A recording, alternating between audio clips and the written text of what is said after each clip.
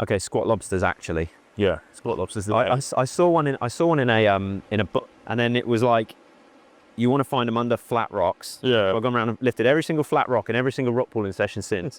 I found loads of really interesting new creatures. Yeah. Broad-clawed porcelain. Porcelain. Yeah. But no squat lobsters.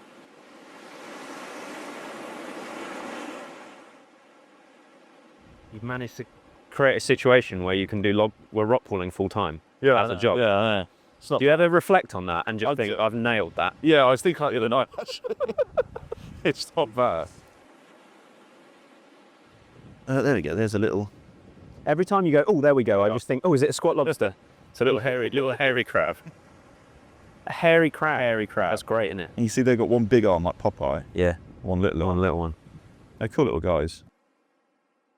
If you look out to sea, there's a whole habitat and food web and ecosystem, but you can't see it. Yeah. You just see this blue line. Yeah. So how do you, as a kid, or even if you're getting back into nature as now, get to a feel of the way that food webs and ecosystems work? Well, you do it all on a mini skimmed out, but a mini scale, like a toy set with a rock pool. Absolutely, yeah. But I think coming to the rock pools and having tangible physical experiences with marine wildlife, that's the way to do it.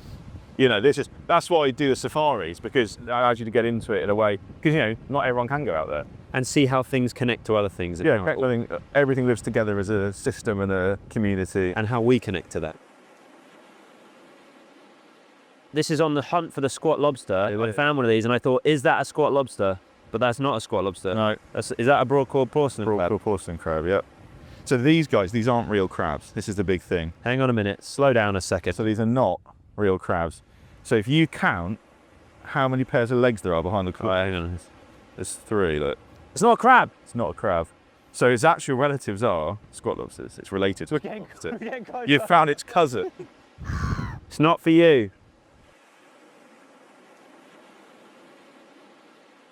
Talk to us about some of the threats from an environmental point. Yeah, you've got the direct threat of human development and the coastal squeeze, but also I think the big issue will be climate change. So it's like the Montague's crab, for example. That's arriving on the island in the last 5 years from the southwest. In the last 5 years? In the last 5 years. And now we've got about 26 records all around the island. We're finding females with eggs. And so that's come up from Cornwall and Devon as our winters are becoming milder, the seas are warmer here. So the big threat to here in the next few decades is that actually the face of this environment will change quite significantly, probably because of the warming of our waters. Animals will expand up and push others out. And some of these more northerly adapted species will go, they got to go, they've got no choice.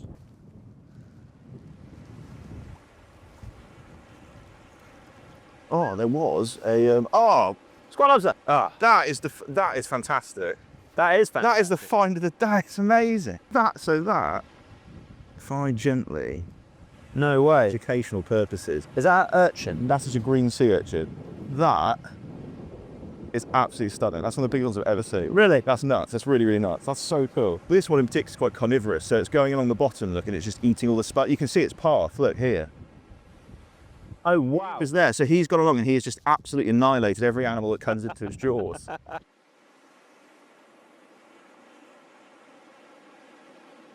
Just flipping rocks back over, that's what I always say. Because if you go to the lifeboat station in summer, when I did the safari in summer, all the rocks are turned over because you had loads of holiday makers who don't get it, they're just doing crabbing, and they just lift up a big rock and they think, oh, it's fine if I just leave it, it's a rock. But actually it's not, because that underboulder community has to be on the bottom in the shade in the water. So if you just leave it to the sun, it's just going to perish and die. And then the algae on the bottom, the seaweed that you've then put in the dark now, is then going to die. We didn't find anything under that rock. Because it's been flipped over in the, well, you can tell him. Yeah, so somebody would have flipped that over and not returned it the way it was meant to be.